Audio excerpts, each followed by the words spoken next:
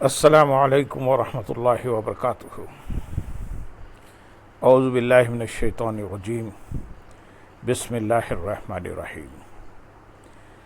برادران عزیز و معزز خواتین، آج کی اس نشست میں سورۃ التوبہ کی آیت نمبر 35 اور 36 کا ترجمہ و تفسیر پیش کرنے کی سعادت حاصل کی جائے گی۔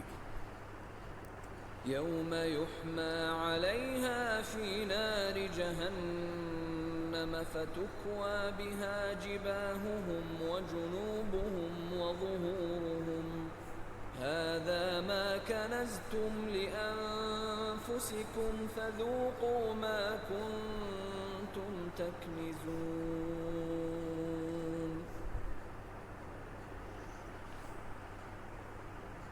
ان عدة الشهور عند الله 12 شهرا في كتاب الله يوم خلق السماوات والأرض منها 4 حرم ذلك الدين القيم فلا تظلموا فيهن أنفسكم وقاتلوا المشركين كافة كما يقاتلونكم كافة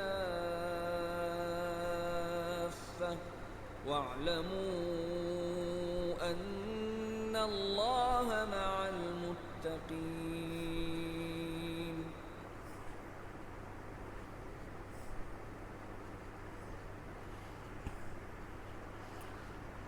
جس دن وہ مال جہنم کی آگ میں تپایا جائے گا، پھر اس کے ساتھ ان کی پیشانیوں اور ان کے پہلوؤں اور ان کی پشتوں کو داغا جائے گا اور کہا جائے گا یہ وہ مال ہے جو تم نے اپنے لیے جمع کر رکھا تھا، تو اپنے جمع کرنے کا مزہ چکھو۔ یعنی وہ مال جس کی زکوٰۃ نہ دی تھی، قیامت کے دن اسے جہنم کی آگ میں تپایا جائے گا یہاں تک کہ شدت حرارت سے سفید ہو جائے گا۔ پھر اس کے ساتھ زکوٰۃ ادا نہ کرنے والوں کی پیشانیوں اور ان کے پہلوؤں اور ان کی پشتوں کو داغا جائے گا اور ان سے کہا جائے گا یہ وہ مال ہے جو تم نے اپنے لیے جمع کر رکھا تھا، تو دنیا میں اپنا مال جمع کر کے رکھنے اور حقداروں کو ان کا حق ادا نہ کرنے کے عذاب کا مزہ چکھو۔ احادیث میں زکوٰۃ نہ دینے پر سخت وعیدیں بیان کی گئی ہیں۔ ان میں سے چند احادیث ہم یہاں پیش کریں گے۔ نمبر 1، حضرت ابو ہریرہ رضی اللہ تعالیٰ عنہ سے روایت ہے، رسول اللہ صلی اللہ علیہ وسلم نے ارشاد فرمایا، جو شخص سونے چاندی کا مالک ہو اور اس کا حق ادا نہ کرے تو جب قیامت کا دن ہوگا اس کے لیے آگ کے پتلے ٹکڑے بنائے جائیں گے، ان پر جہنم کی آگ بھڑکائی جائے گی اور ان سے اس کی کروٹ اور پیشانی اور پیٹھ داغی جائے گی۔ جب ٹھنڈے ہونے پر آئیں گے پھر ویسے ہی کر دیا جائے گا۔ یہ معاملہ اس دن کا ہے جس کی مقدار 50,000 برس ہے، یہاں تک کہ بندوں کے درمیان فیصلہ ہو جائے۔ اب وہ اپنی راہ دیکھے گا، خواہ جنت کی طرف جائے یا جہنم کی طرف۔ اور اونٹ کے بارے میں فرمایا جو اس کا حق نہیں ادا کرتا، قیامت کے دن ہموار میدان میں لٹا دیا جائے گا اور وہ اونٹ سب کے سب نہایت فربا ہو کر آئیں گے، پاؤں سے اسے روندیں گے اور منہ سے کاٹیں گے۔ جب ان کی پچھلی جماعت گزرے گی پہلی لوٹے گی۔ اور گائے اور بکریوں کے بارے میں فرمایا کہ اس شخص کو ہموار میدان میں لٹائیں گے اور وہ سب کی سب آئیں گی، نہ ان میں مڑے ہوئے سنگ کی کوئی ہوگی، نہ بے سنگ کی، نہ ٹوٹے سینگ کی، اور سینگوں سے ماریں گے اور کھروں سے روندیں گے۔ یہ عذاب جو زکوٰۃ نہ دیں گے، یعنی اونٹ کی، گائے کی اور بکریوں کی، تو یہ ان کا عذاب ہے۔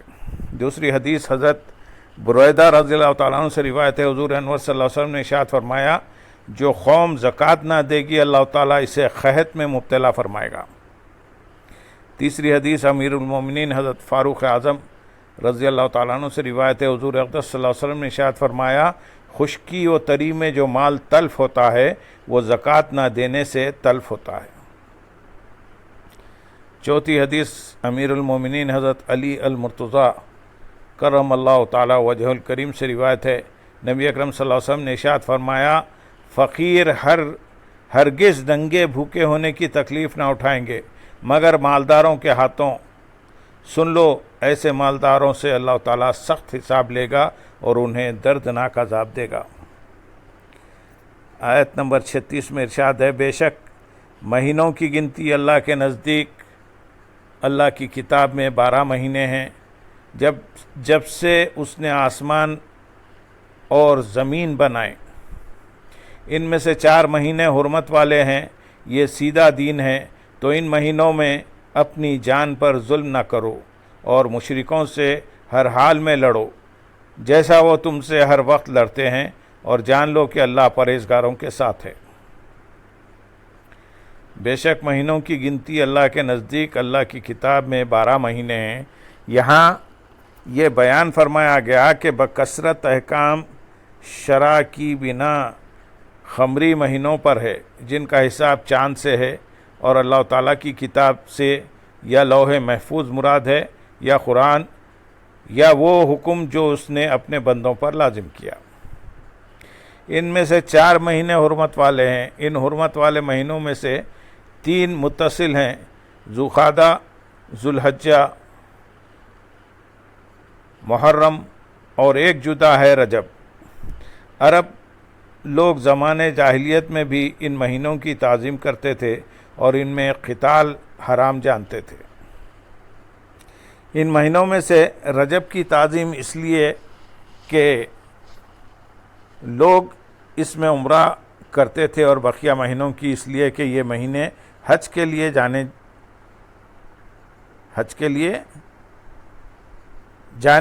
حج کرنے اور حج سے واپسی کے مہینے تھے۔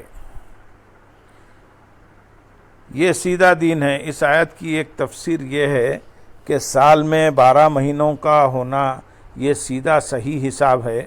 دوسری تفسیر یہ ہے کہ 4 مہینوں کا حرمت والا ہونا یہ وہی سیدھا دین ہے جو کہ حضرت ابراہیم اور حضرت اسماعیل علیہ السلام کا دین تھا، اور اہل عرب ان دونوں سے اس حکم کے وارث ہوئے ہیں۔ اور مشرکوں سے ہر حال میں لڑو، یعنی مشرکین سے متحد ہو کر جنگ کرو جس طرح وہ متحد ہو کر تم سے جنگ کرتے ہیں۔